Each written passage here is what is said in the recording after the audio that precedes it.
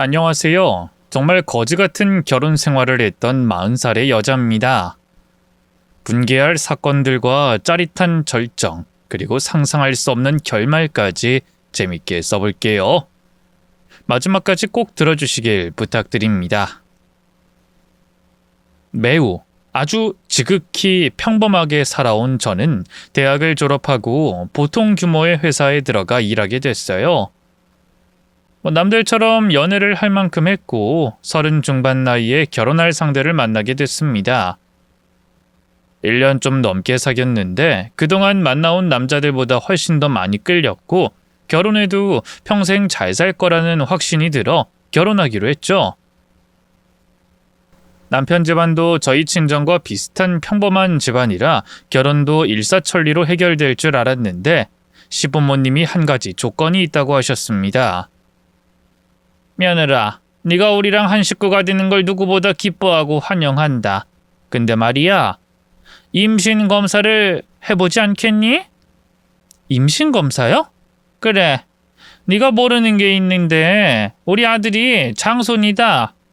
가문을 이어갈 사람이란 말이지. 그래서 우리는 손자를 무조건 낳아야만 한다. 아, 오빠가 장손이었어요? 그런 말은 처음 들었습니다. 임신 검사를 하는 건 어려운 건 아닌데 꼭 아들을 낳아야만 하는 건가요? 제 물음에 시아버지가 대답하셨습니다. 반드시 꼭 기필코 확실하게 아들을 낳아야만 한다. 친척들이 다들 우리 아들이 아들을 낳기만 기다리고 있다. 옛날 사람들이라고 흉볼 수도 있겠지만 대를 잇는 것보다 중요한 건 없다. 아, 네 아버님. 저도 아들, 딸 2명 낳고 싶었으니까 노력하면 충분히 되지 않을까요? 그래, 그런 마음가짐만 있으면 된다. 그럼 이야기가 끝났네. 며느리가 임신검사 받고 이상 없다 하면 바로 결혼식 올리자. 시부모님은 다른 조건은 하나도 없고 오롯이 아들 낳는 것만 해주면 된다고 하셨어요. 부담이 되기도 했지만 자식을 많이 낳고 싶은 저에겐 큰 고민이 아니었습니다. 그래서 임신검사에 아무 문제 없다는 소견을 듣고 바로 결혼식을 올렸답니다. 그런데 결혼식 날 정말 깜짝 놀랐습니다. 남편의 친척들이 100여 명이 넘게 오셨더라고요. 그리고 예식 후 식사하는 친척분들께 인사를 드리는데 하나같이 아들 빨리 낳으라는 말씀만 하셨답니다. 저는 부담을 더 많이 느끼게 됐지만 자녀를 낳을 마음이 컸던지라 새겨듣고 알겠다고 대답했네요. 신혼집을 마련하고 일주일 뒤에 바로 놀라울 만한 사건이 벌어졌어요. 바로 옆집에 시부모님이 이사를 오셨답니다. 지방에서 지내던 두 분이 자신들의 아들과 가깝게 살고 싶다고 저희 아파트 바로 옆집으로 오셨어요. 남편도 그 사실을 전혀 몰랐다며 이사 당일날 놀란 눈으로 시부모님께 물었답니다. 엄마, 아버지, 진짜로 이사 오신 거예요? 시어머니는 그이의 등을 툭 치며 대답하셨어요. 그래 이놈아, 보면 모르냐? 우리가 이젠 자식이랑 가까이서 살려고 큰맘 먹고 시골집 정리하고 올라왔다. 아이 근데 아파트 값이 왜 이렇게 비싸냐? 아 대출 받아서 겨우 마련했다. 엄마 대출까지 받으면서 여기로 오셨어요? 도대체 왜? 아 왜긴 왜야. 너랑 며느리가 잘 지내게끔 도와주려고 온 거지. 이젠 이천은 장손의 아내이다. 우리 집안에서 가장 중요한 일을 할 사람이라고. 내가 옆에서 가르칠 것도 많고 어울릴 시간도 많을 것 같으니 앞으로 자주 너희 집에 가게 될 거다. 저는 속으로 헉하고 놀랐습니다. 굉장히 황당한 순간이었죠. 겉으로는 아무렇지 않게 잘 오셨다고 말씀드렸지만 이게 웬 날벼락인가 싶었습니다. 여하튼 옆집에 시부모님이 이사 오시고 나서 제 결혼 생활이 걱정됐습니다. 아니나 다를까 오후 6시에 퇴근해서 집에 7시에 도착했더니 시부모님이 남편과 신혼집에 앉아서 대화를 나누고 있더군요. 어머님, 아버님 오셨어요? 시어머니는 바로 일어서며 주방을 손가락으로 가리켰습니다. 너 밥하는 것 좀 보자. 손 씻고 준비해봐. 네? 밥하는 걸 보시겠다고요? 얘가 왜 놀래고 그래? 너 장선의 아내인 종부야. 너는 내 아들을 잘 보필할 인물이라고. 자, 늘 하던 대로 해봐. 내가 옆에서 봐줄 테니까. 제가 할 줄 아는 게 하나도 없어서 겁을 덜컥 먹고 주방으로 끌려갔습니다. 남편을 돌아보며 눈치를 줬는데 그이는 제 눈을 피했습니다. 식사 준비를 하며 호되게 혼나며 식사 준비를 했어요. 칼질이 그게 뭐냐, 국 하나도 끓일 줄 모르냐, 반찬을 왜 묵혀있던 걸 꺼내 드냐 등등 엄청난 잔소리를 들으며 상을 차렸습니다. 식구들이 모여 식사를 시작했는데 저는 밥알이 입으로 들어가는지 코로 들어가는지 모르고 진땀을 흘리며 시간을 보냈습니다. 시부모님은 과일 드시고 차까지 마신 뒤 9시가 넘어서야 옆집인 시댁으로 떠나셨어요. 바로 남편에게 이게 뭐냐고 따지듯 물었습니다. 여보, 이게 뭐야? 오늘 퇴근하고 집에 왔더니 시부모님이 날 기다리고 있게 만들어? 미리 말한 것도 아니고 놀랬잖아. 나도 퇴근하고 들어오는 길에 알았어. 엄마가 내 발소리 듣고 나오신 거야. 아버님, 어머님이 말씀하시는 걸 보니까 매일 오실 것 같은데 설마 아니겠지? 아니어야만 해. 제발 자주 오신다고 대답하지 마. 우리 부모님이 우리 사는 거 봐주고 싶어서 오신다는데 어떻게 말려. 그냥 맘 편하게 먹고 재밌게 지내보자. 그게 말이 되니? 시부모님과 재밌게 지내라고? 퇴근하고 돌아왔더니 바로 밥하는 걸 감시하면서 온갖 잔소리를 들었는데 이게 재밌어 보여? 우리 엄마가 처음에만 그러지 좀 지나면 완전 쿨하게 나올 거야. 여보, 우리 부모님 나쁜 사람들 아니야. 누가 시부모님이 나쁜 사람들이래? 아니 바로 옆집으로 이사를 오셔서 날 괴롭게 만드냐고. 이럴 줄은 상상도 못했단 말이야. 여보, 걱정하지 마. 몇 번 오시다가 말 거야. 별일 아닌 것처럼 말하지 마. 우리가 결혼하고 바로 이사 온 것도 엄청 큰일이거든? 아무 말도 안 하고 이사 오신 것부터가 진짜 충격이라고. 내가 이상한 건지 다른 사람들한테 물어봐. 알았어. 내가 중간에서 잘 말해볼게. 되도록 우리 집에 오지 말라고 말이야. 그럼 내가 시킨 줄 알고 화가 나실 거 아니야. 나들 어떡하라고. 짜증나. 몰라. 나 계속 불편하게 하면 친정으로 도망가 버릴 거야. 남편은 확실하게 선을 긋는 걸 하지 못했습니다. 연애 때 하던 행동은 객관적이고 정확했던 사람인데 시부모님 미래는 우유부단하게 넘어가려고 했어요. 이틀 뒤 시부모님이 또 오셔서 저녁을 드셨는데 이번엔 살림지적을 하면서 이것저것 가르치시더라고요. 저는 내내 대답해가며 불편한 순간을 빨리 벗어나려고 했습니다. 그래도 시어머니가 시킨 일은 다 실행했어요. 그런 잔소리가 몇 주 가더니 드디어 올 것이 왔더군요. 임신은 언제 하느냐고 매일 물으셨답니다. 며느라, 결혼한 지 4주가 됐다. 이제 슬슬 아이 가져야지. 어머님, 아이요? 저희 아직 신혼인데 좀 천천히 가져도 되지 않을까요? 네 나이가 몇인데 천천히 가지려고 하냐? 30 중반이면 벌써 늦었다. 어서 빨리 준비해라. 무슨 말씀인지 알겠어요, 어머님. 그래. 그럼 아들 낳는 방법 알려줄 테니까 침실로 따라 들어와라. 아들, 너도 들어와. 저는 방금 무슨 말을 들었는지 머리가 번쩍하더군요. 아들 낳는 방법이 따로 있다며 방으로 들어가 코치를 해주겠답니다. 어이가 없어서 남편 옆구리를 찌르며 인상을 썼더니 그이는 미안하다는 손짓을 하며 한 번만 들어주자고 하더군요. 이윽고 안방에 먼저 들어간 시어머니가 천장부터 사방의 벽 그리고 침대 매트리스를 손으로 꾹꾹 눌러보더군요. 침대는 비싼 거라 그런지 좋네. 아주 좋아. 두 사람이 오랫동안 사랑을 나누기에 딱 맞네. 근데 전등을 하나 사야겠다. 온열 전등. 붉은 빛이 나오는 걸로.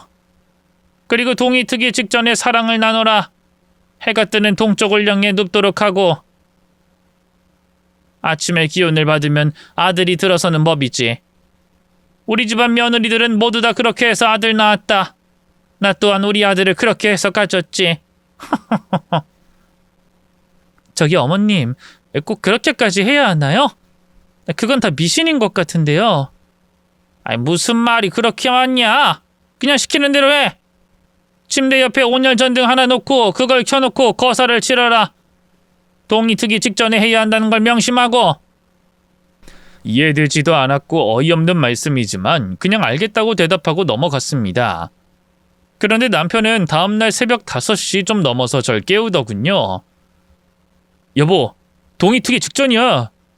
아, 몰라. 더 자게 냅둬. 아, 당신 우리 엄마만 못 들었어? 이래야 아들이 생긴다잖아. 우리 집안 사람들 다 이렇게 해서 아들 낳았다고 말이야. 어서 일어나봐. 아, 진짜 귀찮게 하네. 알았어. 남편은 신부 말에 잘 따르면 나쁠 게 없다면서 저를 꿰었습니다. 그렇게 동이 트기 전에 이세 만들기 작전은 몇 달 동안 지속됐는데 임신 소식은 아직 없었어요. 그러자 시어머니는 뭐가 문제인지 모르겠다며 절 불러다 앉혀놓고 잔소리를 늘어놨습니다. 너 임신 검사한 거 그거 혹시 가짜니? 아니요, 어머님. 그런 거짓말을 왜 하겠어요. 병원에서 떼어준 거예요. 그럼 몇 달 동안 노력했는데도 왜 안 생기는 거냐? 내 아들도 이상이 없다는데 뭐가 문제인지 모르겠다. 어머님, 아직 결혼한 지 얼마 되지 않았잖아요. 최소 1년은 기다려봐야 하지 않을까요? 1년씩이나? 야, 우리 친척들이 다들 네가 아들 낳는 것만 목이 빠져라 기다리고 있다고. 그렇게 늦어지면 안 되니까 매일매일 최선을 다해라. 안 그럼 계속 이렇게 잔소리해야 될 거야. 알겠니? 시모는 임신 강요를 매일 그렇게 심하게 했습니다. 제 나이가 많아서 임신이 안 된다고 운을 띄우고 한참 쓴소리를 한 적도 있고 미리 임신하고 결혼시킬 걸 그랬다는 말까지 서슴지 않고 하셨죠. 이에 평일에는 집에 일부러 늦게 들어갔습니다. 시부모님이 신혼집에서 절 기다리는 것도 싫었고 저녁을 챙겨드려야 하니 부담되어 없는 일을 만들어서 야근하거나 회사 근처 카페에서 시간을 보내다가 들어갔어요. 그랬더니 늦게 들어온다고 잔소리를 하시며 저에게 이렇게 말씀하셨어요. 너 평일에 왜 이렇게 늦게 들어오는 거냐? 설마 나 때문이냐? 아니에요, 어머님. 회사 일이 바빠서 그런 거예요. 뭔 놈의 회사가 맨날 그렇게 바빠? 그리고 회사 일은 네가 다 하냐? 안 되겠다. 너 그 회사 그만둬라. 어차피 나중에 애기 나오면 때려치울 거 미리 때려치워버려라. 어머님, 저 회사 그만둘 생각 없는데요.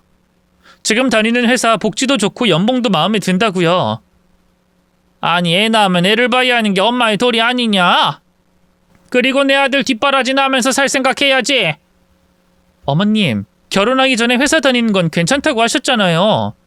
그건 네가 아기를 낳기 전까지지. 당연히 알아들은 줄 알았더니 너 생각이 깊지 않은 애구나. 현실적으로 남편 혼자서 벌면 저희 생활 쪼들려요. 둘이 같이 벌어도 애를 키울까 말까인데 어떻게 일을 관두라는 거예요? 지금 내 아들이 부족하다는 욕을 하는 거냐? 야! 그 돈이 문제라면 우리 부부가 연금 줄 테니까 시키는 대로 직장 그만둬. 말도 안 돼요. 시부모님의 연금을 받고 일을 관두라뇨. 어머님, 요즘 맞벌이 안 하면 살아가기 어려워요. 어머님도 매일 뉴스 보셔서 잘 아실 거 아니에요. 말이 길구나. 때려치우라고 했으면 좀 때려치워라. 너네가 종갓집 며느리로 확실하게 교육할 테니까 일 관두고 조신하게 살림 배우고 임신 준비에나 최선을 다해라. 시어머니는 잔소리에서 훈계, 명령으로 바뀐 말투로 저에게 강요하셨습니다. 시부모님이 떠나시면 남편에게 짜증을 부리며 말했죠. 여보, 시부모님 좀 어떻게 해봐. 어떻게 매일 와서 달달 볶는 거야? 내가 애 낳으려고 결혼한 거야? 당신 뒷바라지 해주는 하녀도 아니고 왜 이렇게 달달 볶는 건지 모르겠다고. 당신이 중간에서 똑바로 처신 좀 하면 안 돼? 아이, 엄청 짜증나네. 알았어. 앞으로 엄마랑 아버지한테 우리 집에 아예 오지 말라고 할게. 됐냐? 이해가 정말... 나 당신이랑 결혼한 지 겨우 넉 달 됐는데 벌써부터 후회가 들어. 제발 누구랑 사는지 깨닫고 누구의 편에 서야 할지 잘 좀 생각하고 행동해. 남편은 틱틱거리며 알겠다고 짜증스럽게 대답하고 말았습니다. 그리고 제가 말한 불만을 시부모님께 그대로 고자질해서 다시 잔소리로 두들겨 맞았습니다. 넌 귀한 장손한테 짜증을 부리냐? 나는 네 나이 때 내 남편한테 존댓말하고 순종하면서 살았어. 여자란 그렇게 살아야 하는 존재야. 남편 그늘에서 벗어나지 않고 조신하게 살아야 한다고. 너처럼 일한다고 돈 좀 번다고 남편한테 큰소리 치는 건 도리가 아니라고. 세상이 아무리 변해도 우리 집안은 그런 거 못 봐준다. 앞으로 내 아들 무시하면 가만 안 둔다. 알겠냐? 할 말은 많았으나 거기서 괜한 말을 해서 일을 부풀리고 싶지 않았어요. 대답하지 않고 그냥 고개만 숙이고 있었죠. 시부모님은 나날이 갈수록 저에게 실망했다며 군소리를 많이 하셨고 남편은 제가 알던 모습이 거의 다 사라졌어요. 그런데 이런 갈등이 있는 와중에 제가 임신을 하게 됐습니다. 결혼 6개월 만의 일이었죠. 우리 며느리가 애를 가졌다니 이제야 큰일을 해냈구나. 그래, 병원에서는 뭐라느냐? 아들이래? 딸이래? 아직은 모른대요. 몇 달 지나야 알 수 있다네요. 그러자 시모는 아들일 거라 장담하더군요. 내가 태몽을 꾼 게 맞았어. 얼마 전 호랑이가 여의주를 입에 물고 나에게 왔었거든. 어머님, 여의주는 용이 물어야 하는 거 아닌가요? 아이, 뭐가 됐든 여의주를 봤으니 무조건 아들일 거다. 난 그렇게 믿는다고. 시부모님은 딸이면 어쩌려고 그런 소리라며 기뻐하는지 모르겠더군요. 저는 임신하고도 걱정이 됐습니다. 게다가 제가 임신했으니 회사를 관두라고 압박이 들어왔습니다. 옆집에 시댁을 두고 시부모님이 잠자는 시간을 빼고는 저희 집에 오셨습니다. 저에게 가르칠 게 많다면서 회사를 관두라고 부추겼고 살림 가르친다고 쉬지 못하게 하셨죠. 종부가 되려면 알아야 할 게 한두 가지가 아니다. 넌 아무것도 못하니 배워야 할 게 산더미라고. 회사 빨리 관두고 나한테 살림과 내조 배워라. 육아도 남들과는 완전히 다르게 할 거니까 회사 정리해라. 어머님, 회사 그만두는 건 안 된다니까요. 그 이 월급으로 생활할 수가 없다고요. 이 집 대출금이 대부분이에요. 또 생활비도 그렇고 아기 키우려면 더 많은 돈이 필요해서 회사를 그만둘 수 없어요. 아내가 몇 번을 말하냐. 우리 연금 다 줘서라도 생활하게 해줄게. 그것도 안 되면 우리 시골에 땅 팔아버릴 테니까 돈 걱정은 하지 마라. 제가 아무리 안 된다고 해도 시모는 무조건 회사를 관두고 조신하게 살림하라며 난리였습니다. 회사에서 일할 때도 시도 때도 없이 연락해서 닥달했어요. 제가 끝까지 포기하지 않고 회사를 다니자 회사까지 찾아와서 상사한테 제 이야기를 했답니다. 진짜 별의별 일을 다 겪었죠. 그러자 회사에서는 휴직을 하고 아기 낳고 쉬었다가 나중에 다시 오라고 하더군요. 그런데 일을 그만두면 제 자리는 분명히 없어질 것이었습니다. 계속 버티려고 했는데 시모의 짓궂은 행동이 계속되면서 너무 지쳐버려 회사에 휴직서를 냈습니다. 다행히 대표님은 언제든 돌아오면 받아주시겠다고 하셨어요. 시모는 본격적으로 종부 수업을 하겠다며 저희 집에서 살다시피 했어요. 종부가 갖춰야 할 교양과 지성, 그리고 살림과 내조, 육아를 어떻게 해야 하는지 하나하나 자세히 가르쳤습니다. 종갓집 며느리는 다른 며느리와 다르다는 말을 강조하면서 가르치시는데 정말 힘들더군요. 얼마 뒤 아기 성별을 알 수 있었는데 시어머니는 분노하시며 소리를 질렀습니다. 뭐? 개집애라고? 그동안 아들인 줄 알고 기뻐했더니 개집? 어머님, 그런 표현 쓰지 마세요. 딸이 어때서 그래요? 내가 사내를 낳아야 한다고 그렇게 일렀거늘. 넌 지금 이 일이 아무것도 아닌 것 같니? 어머님, 아이 성별이 딸이라고 이렇게 화를 내시는 건 너무하십니다. 그리고 저는 자식을 둘 이상은 낳고 싶다고 했잖아요. 둘째도 가질 거니까 너무 뭐라 하지 마세요. 첫째로 아들을 낳았으면 좀 좋냐? 에휴, 그래도 둘째로 갖는다고 하니까 기대를 버리진 않으마. 임신했다고 해서 편하게 교육했는데 이젠 그럴 필요가 없겠구나. 오늘부터 종부 교육을 더 알차게 할 거다. 여기서 더 알차게 하신다고요? 어머님, 지금도 충분히 힘들어요. 꼴랑 계집애 임신한 걸로 힘드냐? 옛날 같았으면 계집애 임신하면 사람 취급 못 받고 논일하러 나갔어. 넌 편하게 집안에서 살림이나 배우는데 뭐가 힘들다고 엄살이야. 내가 가르치는 거 까먹지 말고 똑바로 배워. 정말이지 시어머니의 교육 때문에 이골이 났습니다. 그러다 하루는 몸살이 났는지 온몸이 쑤시고 아팠습니다. 시어머니가 불러도 몸이 무거워서 침대를 벗어나는 게 힘들 정도였습니다. 넌 시애미가 부르는데 자빠져 있는 거냐? 당장 안 일어나? 어머님, 제가 몸이 아파서요. 도저히 일어나지 못하겠어요. 엄살 부리지 마라. 좀 움직인다고 안 죽어. 당장 나와서 김장 배워라. 내일 모레는 네 시할아버지 재산이 장봐와서 미리 음식해봐야 한다. 우린 보기 좋지 않은 음식은 상에 올리지 않으니 충분한 연습을 해야 한다. 어서 일어나. 제발요. 오늘은 몸이 아파서 아무것도 못하겠어요. 꾀병이 아니란 말이에요. 그러나 시어머니는 제 말을 듣지 않고 무시한 채 억지로 팔을 잡아서 일으켰습니다. 거실로 나갔더니 배추가 한가득 쌓여 있더군요. 그걸 보자 눈앞이 누래지고 머리가 핑 돌았습니다. 배추를 다듬고 소금에 절이기만 했는데 반나절이 다가버렸어요. 그리고 밤이 되기 전까지 제사 음식을 배우는데 온몸이 아파서 도저히 안 되겠더라고요.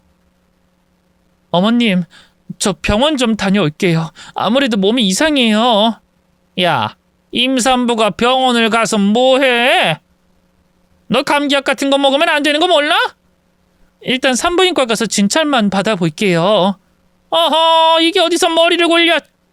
당장 김장도 해야 하고 제사 음식도 배워야 하는데 어딜 가겠다는 거야? 죄송해요. 병원 다녀올게요, 어머님. 저는 도저히 안 될 것 같아 시모 말을 무시하고 거실을 가로질러 걸어 나가려는데 갑자기 날아온 싸대기에 너무 놀라 얼어버렸습니다. 시모는 분개하며 제 따귀를 2대 더 날리더니 몸을 밀쳐버리더군요. 넘어진 저는 배가 아파서 끙끙 앓는 소리를 냈습니다. 사우나를 다녀온 남편과 시부가 절 보더니 119를 불렀고 곧 병원으로 이송됐어요. 의사는 아이가 유산되었다고 하며 수술실로 저를 데리고 들어갔습니다. 병원에서 눈물을 흘리며 이틀 밤을 지내고 친정으로 갔어요. 이젠 시부모님을 보기 힘들 것 같았고 남편도 제 편이 아니니 꼴도 보기 싫었습니다. 일주일 동안 몸을 회복하자 남편과 시부모님이 찾아왔어요. 무릎 꿇고 사과하는데 한 번에 받아줄 수 없어 거부했습니다. 속상해서 3사람을 돌려보냈는데 남편은 친정에 남아 계속 사과를 했답니다. 여보, 미안해. 내 탓이야. 가장인 내가 중심을 잘 잡아야 했는데 엄마한테 휘둘려서 이렇게 된 거야. 우리 엄마도 심각하게 생각하고 있고 반성하고 있어. 그런다고 우리 아기가 돌아오는 게 아니잖아. 나 진짜 시부모님 꼴도 보기 싫어. 당신도 마찬가지고. 여보, 앞으로는 그런 일 2번 다시 없을 거야. 당신을 힘들게 할 짓은 절대로 안 할 거라고. 약속해. 한 번만 기회를 줘. 그이는 무릎이 바닥에서 떨어지지 않게 온종일 꿇어서 빌었습니다. 며칠 동안 사과하는 남편을 보며 겨우 마음을 달랬고 다시 가정으로 돌아가기로 했답니다. 시부모님은 저희 신혼집에 얼씬도 하지 않았어요. 만약 그랬다간 제가 가만히 있지 않을 테니 눈치를 보면서 지내는 것 같더라고요. 시어머니는 저에게 미안했는지 우렁각시마냥 몰래 음식을 두고 가거나 편지를 써서 현관 앞에 두고 갔어요. 수십 번의 사과를 받고 나서야 시부모님을 용서하기로 마음먹었어요. 저는 다시 회사를 다니기로 했고 종부의 수업이니 뭐니 이딴 것은 다시는 배우지 않기로 했답니다. 2년이라는 시간을 제가 하고 싶은 회사를 다니며 사람들도 많이 만나면서 치유하는 시간을 가졌어요. 시부모님은 여전히 우렁각시 마냥 눈치를 보면서 신혼집에 음식을 해주고 청소를 해주셨죠. 얼마 뒤에 시어머니가 조심스럽게 입을 열었습니다. 부탁하고 싶은 게 있다는데 역시나 예상하던 말이었습니다. 며느라, 이제 시간도 2년이나 지났고 너도 이제 괜찮아졌으니 다시 아이를 가져보는 게 어떻겠니? 아니, 내 말이 거슬렸다면 미안하구나. 아니에요. 저도 2년 동안 생각 많이 해봤는데 이젠 준비가 된 것 같으니 아이를 다시 가져보려고 해요. 그이랑 이야기해서 가져보도록 할게요. 정말이야? 아유, 잘 생각했다. 아이고, 우리 며느리가 이렇게나 대인배야. 과거는 잊어버리고 건강한 손주 낳아다오. 아들, 딸 구분하지 않고 한 명만 낳을 거예요, 어머님. 뭐? 한 명만? 아, 그래, 뭐 그래도 50%의 확률이 있으니 손자를 기대해보마. 그렇다고 손녀를 임신하면 안 된다는 말은 아니다. 그렇게 다시 임신하려고 남편과 노력에 들어갔습니다. 2달 정도 시도해봤는데 임신 테스터기는 항상 한 줄만 나오더군요. 시모가 병원 가서 검사를 받아보라고 해서 남편과 2번째로 검사를 받게 됐는데 제 몸에 문제가 생겼답니다. 유산을 하면서 내막 손상이 된 것 같다며 불임이라고 하더군요. 저는 좌절하며 불임을 받아들이기 힘들었습니다. 병원에서 실컷 울다가 집으로 돌아왔습니다. 남편은 괜찮다고 애가 없어도 우리 둘의 사이는 변함없으니 그만 생각하라고 했고 시부모님은 당신들이 한 짓 때문에 그렇게 됐으니 별말하지 않고 넘어가더군요. 그런데 제 불임 소식을 전한 다음부터 시부모님은 저희 신혼집에 아예 발을 들이지 않았습니다. 그게 편하긴 했지만 너무 속보이는 행동이어서 기분이 좋지 않았어요. 임신을 못한다고 하니 바로 발길을 끄는 게 진짜 괘씸하고 밉더라고요. 3달이 넘도록 시부모님은 저희 집에 오시지 않아서 제가 역으로 시댁에 찾아갔어요. 어머님, 아버님, 요즘 바쁘신가 봐요. 너 왔구나, 며느라. 요즘 나랑 네 시아버지가 몸이 안 좋구나. 집에서 쉬는 게 습관이 돼서 밖에 나가질 않고 있다. 너는 요즘 어떠니? 저는 괜찮아요. 뭐 임신만 못하지 다른 건 별 문제 없어요. 임신이 전부가 아니니 잘 지내는 거네. 그거 말고 아픈 곳 없다고 하니 다행이다. 다행인 거 맞아요, 어머님? 이젠 예전처럼 종부 수업 같은 거 안 해주시나요? 뭐하러 그런 걸 시키냐? 내가 너한테 한 짓도 있는데 뭐하러 힘들게 하겠니? 며느라, 그냥 하고 싶은 대로 편하게 지내거라. 네, 감사해요, 어머님. 그럼 다음에 또 올게요. 시부모님이 제 불임에 실망과 좌절을 해서 저희 집에 안 오는 건 알고 있었는데 완전히 저에 대한 애정이 사라진 것 같더군요. 뭐 저야 나쁠 것까진 없으니 남편과 둘이서 잘 살기만 한다고 마음 먹고 가벼운 발걸음으로 돌아왔습니다. 그리고 남편에게도 큰 변화가 생겼어요. 평소엔 칼퇴근하고 집에 오던 사람이 야근에 주말 출근까지 하더라고요. 말로는 회사가 커지면서 바빠졌다고 하는데 아무래도 꼭 딴짓하는 것 같았습니다. 제가 촉이 빠르니 뭔가 있을 거라 확신하며 남편을 조사하기 시작했어요. 핸드폰이나 노트북에는 외도나 도박 이런 거는 하나도 보이지 않았습니다.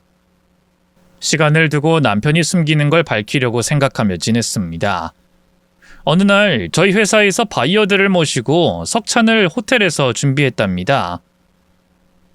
10명이 넘는 오너들이라 입맛대로 준비했죠. 제가 예약과 메뉴, 셰프까지 선택하면서 하나하나 꼼꼼히 준비했답니다. 석찬 대접을 하고 근처에서 대기하던 저는 남편을 봤습니다. 웬 여자랑 팔짱을 끼고 호텔 안으로 들어가는 것을요.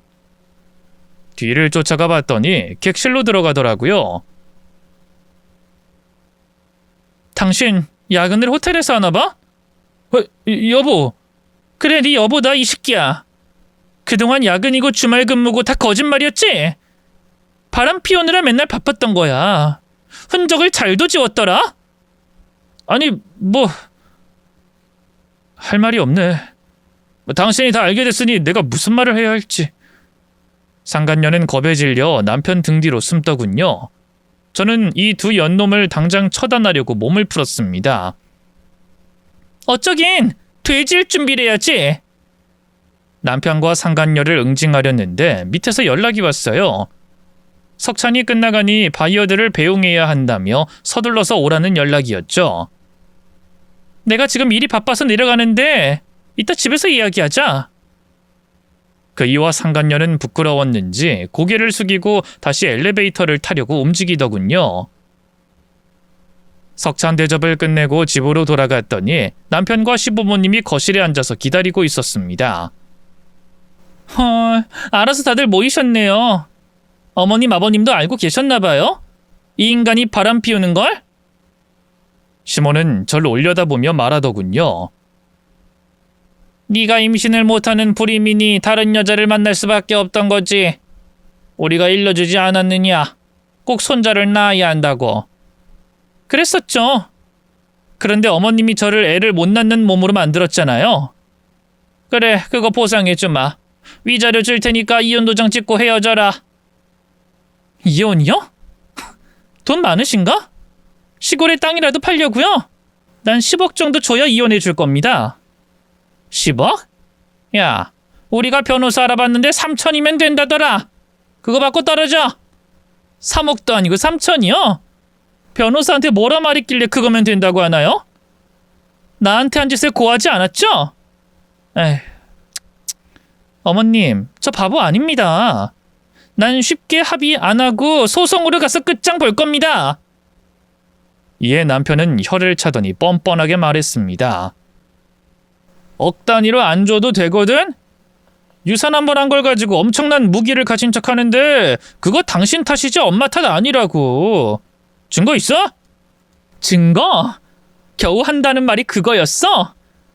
증거 없으니까 몇천 주고 새 마누라로 갈아타겠다? 당신이나 시부모님이나 똑같네. 아주 이기적이고 잔인해. 인간 쓰레기가 있다면 바로 세 사람을 말하는 걸 거야. 이 맛집 쓰레기들아. 이 여자가 오냐오냐 봐줬더니 어디서 감히 오냐오냐 봐주면서 몰래 바람 피웠냐? 야, 그 여자 네 엄마가 소개해준 거지? 애 잘 낳을 것 같은 여자 하나 골라서 연결해준 거지? 안 봐도 비디오다, 이 쓸개 빠진 놈아. 제가 쓴 소리를 하니 예상대로 남편이 저에게 달려들더군요. 전 급하게 마스크를 쓰고 미리 준비해온 후추 스프레이를 그의 눈가에 잔뜩 뿌려줬습니다. 배를 걷어차고 시부모님에게도 스프레이를 분사했습니다. 그리고 이불로 세 사람을 덮어버리고 흠씬 밟아주고 걷어차줬습니다. 눈물, 콧물, 그리고 침을 얼마나 흘리던지 더러워서 봐줄 수가 없겠더라고요. 실컷 매질한 것을 일단 만족하고 집에서 나왔습니다. 변호사를 찾아가 자문을 받는데 이왕 하는 거 제대로 해보자고 하더군요. 정신과에 가서 상담받고 기록을 받았으면 좋겠다고 하길래 유산 후 정신과를 다녔다고 하니 옳거니 하면서 그걸 당장 떼오라고 하더군요. 또 계속 정신과 치료를 받으라고 조언했습니다. 그래서 남편의 바람과 정신과 기록, 그리고 임신 강의와 시모의 손찌검으로 유산된 것까지 모두 작성해서 변호사에게 제출했답니다. 준비를 다 하고 나서 남편의 집으로 찾아갔습니다. 당신 뭐야? 여긴 왜 온 거야? 아직 이혼 전이니까. 내 집이기도 하잖아. 짐 싸러 왔어. 아이고, 그래. 안 그래도 어떻게 정리할지 고민이었는데 친히 정리하러 왔다니 반갑네. 그래, 다 정리해서 가져가라.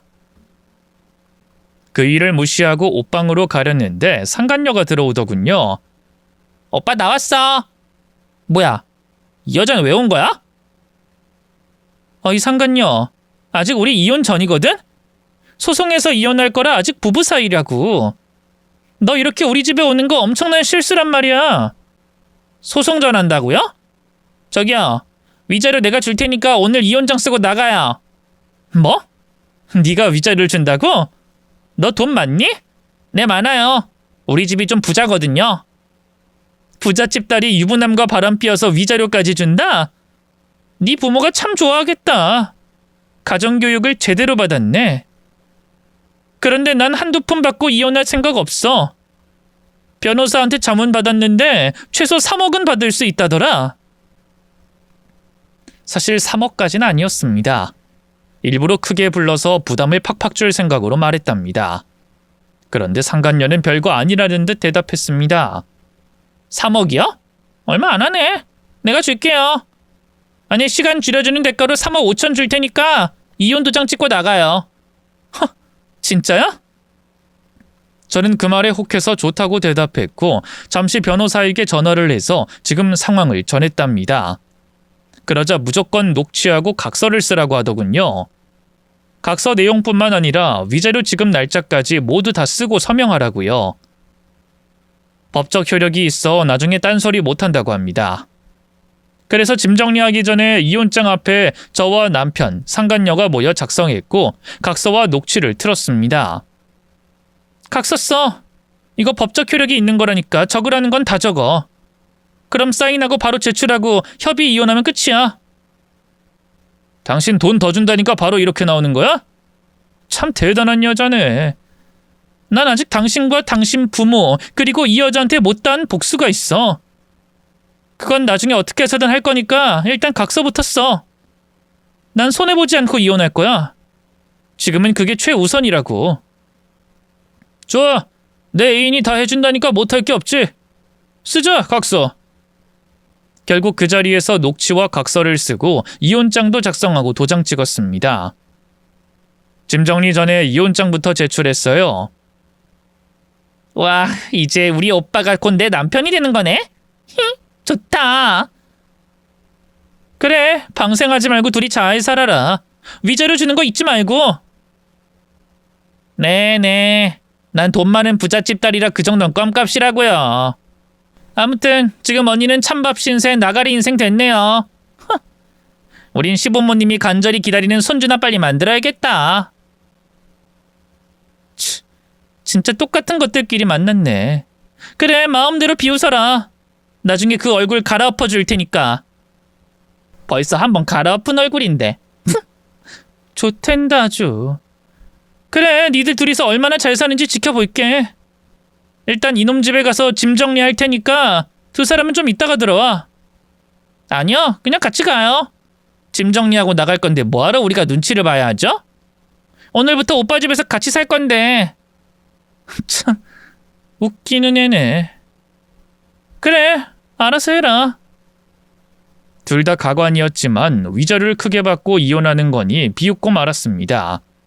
그리고 진짜 끝나는구나 생각하며 집에 가서 짐 정리를 했죠. 그러다 몸이 너무 피곤해서 옷을 뭉쳐서 베개 삼아 한숨 잠들었답니다. 그런데 몇 시간 뒤에 상간녀가 안방에서 뛰쳐나오며 울부짖더군요. 아이, 사람 살려! 언니, 저 좀 살려주세요! 뭐야? 둘이 안방에서 뭔 짓을 했길래 살려달라는 거냐? 언니, 다들 미쳤나봐요. 안방에서 오빠랑 그 사랑을 나누는데 장롱문 틈 사이로 시어머니가 보여서 경악했어요. 뭐? 시어머니가? 상간녀가 소리 지르고 나와 저에게 실토하자 안방에서 남편과 시어머니가 나오더군요. 아, 예, 그냥 나가면 어떡하니? 하던 걸 마저 다 하고 나가야지. 시모 말에 상간녀는 제 등 뒤로 숨더군요. 어머니 미쳤어요? 남녀가 사랑을 나누는데 장롱 안에 숨어서 그걸 훔쳐보다녀. 진짜 미친 개또라이라고요. 아이고, 우리 새며느리가 말이 거치네. 예, 그게 아니라 니들이 아들 낳는 법을 제대로 하는지 확인하려고 한 거야. 동이 트기 전에 잘 하는지, 그리고 온열 전등을 켰는지, 또 동쪽을 보며 하는지도 확인해야 했다. 잘못하면 딸이 생긴다고 해서 내가 계속 확인해야 한다고 그랬어. 점쟁이가 말이야. 이 아줌마 미쳤네. 나 오늘부로 오빠랑 헤어지겠어요. 정말 끔찍해서 더는 이 집에 오지 못하겠고, 오빠도 어머님도 꼴도 보기 싫어요. 아우, 더러워. 내가 아빠한테 다 말해서 이 미친 집구석 혼쭐 내주라고 할 거예요. 아이, 세아가, 내가 오죽하면 이러겠니? 네 앞에 있는 전 며느리가 계집을 임신하고 유산되고 몸뚱이가 망가졌다고 너도 괜히 그런 길을 걸을까봐 걱정돼서 잘하는지 보려고 한 것뿐이야. 닥쳐 이 정신 나간 할망구야. 나 나갈 거야. 아빠한테 말해서 당신들 싹 다 벌받게 할 거라고. 상간녀는 충격이 심했는지 울면서 제 등 뒤에 꼭 붙어 있었습니다. 저는 너무 웃겨서 시모를 보고 깔깔 웃었습니다. 어머님, 이젠 하다하다 그런 짓까지 해요?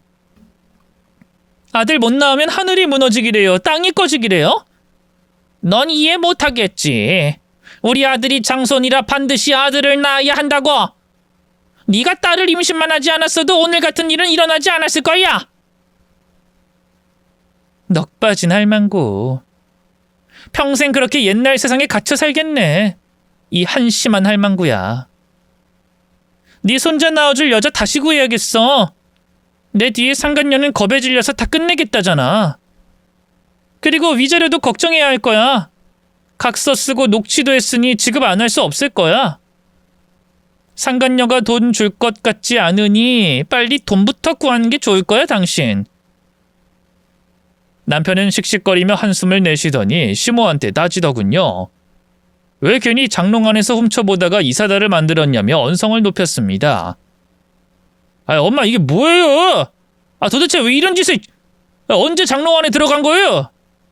아까 니들 외출했을 때부터. 야, 나 화장실 가고 싶은 거 참으면서 기다렸다고. 나도 하고 싶어서 한 게 아니라 점쟁이 말을 들은 것뿐이라고. 우리 가문에 아들이 없으면 안 되니까 그랬단 말이야. 지금 내 애인이 놀라서 헤어지겠다잖아요. 네가 잘 구슬려봐. 아이씨, 여러 번 안 걸리고 장롱에서 잘 구경했는데 이게 무슨 꼴이야. 그러자 상간녀는 헉소리를 내면서 처음도 아니고 몇 번이나 구경했다는 말에 경기를 일으키며 집에서 뛰쳐나갔습니다. 저도 분위기상 짐 정리할 때가 아닌 것 같아 인사하고 나왔어요. 내 짐은 사람 시켜서 치울게. 그럼 위자료 입금해. 각서에 기재된 날까지. 뭐? 위자료? 그건 내 애인이 주겠다고 한 거지 내가 준다고 한 게 아니잖아. 그 각서 어딨어? 당장 찢어버리게 가져와. 벌써 변호사한테 보냈지. 아까 법원에서 킥으로 보냈거든. 아무튼 난 해결됐으니까 당신은 다시 상간녀 마음을 돌리든지 다른 여자 찾든지 해라. 그럼 난 간다. 그렇게 시모가 한 짓 때문에 상간녀가 도망갔고 남편은 다시 상간녀를 만나지 못했답니다. 찾아가도 받아주지 않아서 결국 쫑나고 말았죠. 위자료 날짜에 입금이 안 되어 변호사가 내용증명서를 보냈어요. 위자료 입금을 또 미룰 시 구류되었다가 나와서 갚아야 한다고 경고했더니